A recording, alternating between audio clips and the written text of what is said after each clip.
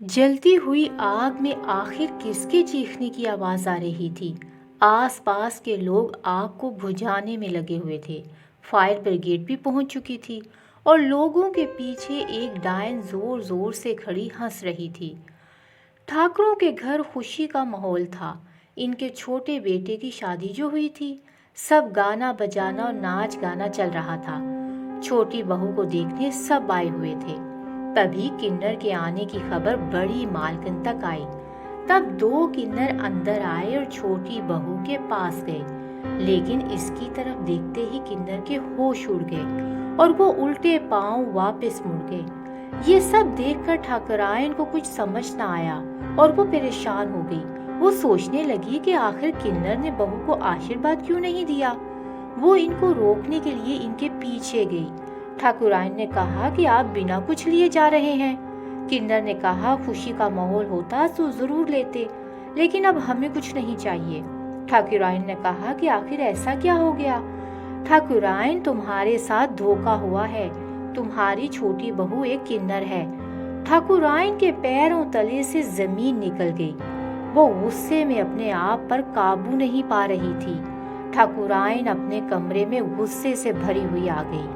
वो अपनी इज्जत के साथ धोखा होते नहीं देख सकती थी, लेकिन वो किसी को सच भी नहीं बता सकती थी और ना ही वो किन्नर को अपनी बहू तस्लीम कर सकती थी। तभी इसने एक तरकीब सोची।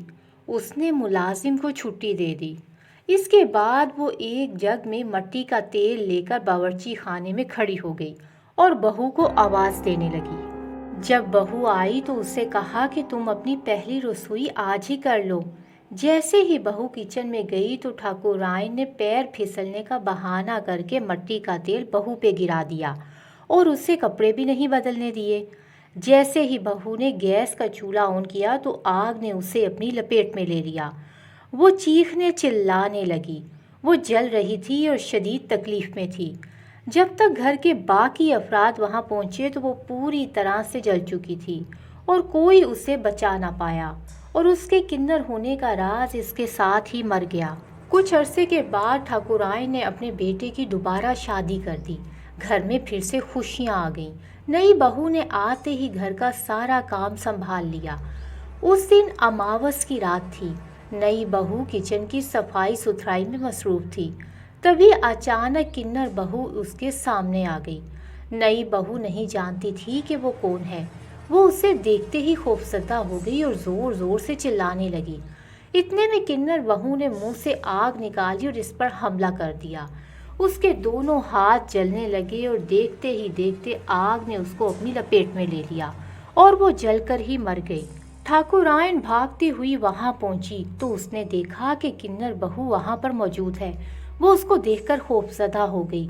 किन्नर बहू ने कहा कि मेरे घर वालों ने ज़बरदस्ती मेरी शादी करा दी थी और मुझे चुप रहने का कहा था। तुमने इसका बदला मुझसे लिया। मेरी क्या गलती थी। ठाकुरायन ने कहा कि मुझे माफ़ कर दो। मुझे उस वक्त कुछ भी समझ नहीं आ रहा था कि मैं क्या करूं। मुझसे बहुत बड़ी भूल हो गई। मुझे माफ़ कर दो। किन्नर बहू ने कहा कि अब तू नहीं बचेगी। जिंदा जलने का दर्द क्या होता है आज तुझे मालूम पड़ेगा। किन्नर बहू ने मुंह से आग का गोला निकालकर ठाकुरायन पर हमला किया। ठाकुरायन जलती हुई जोर जोर से चिल्लाने लगी। इतने में दो ठाकुर भी आ गए। किन्नर बहू ने उन पर भी हमला कर दिया। किन्नर बहू ने कहा कि अब कोई नहीं बचेगा। इतने में सब कुछ जलने लगा और सारी हवेली को आग ने अपनी लपेट में ले लिया।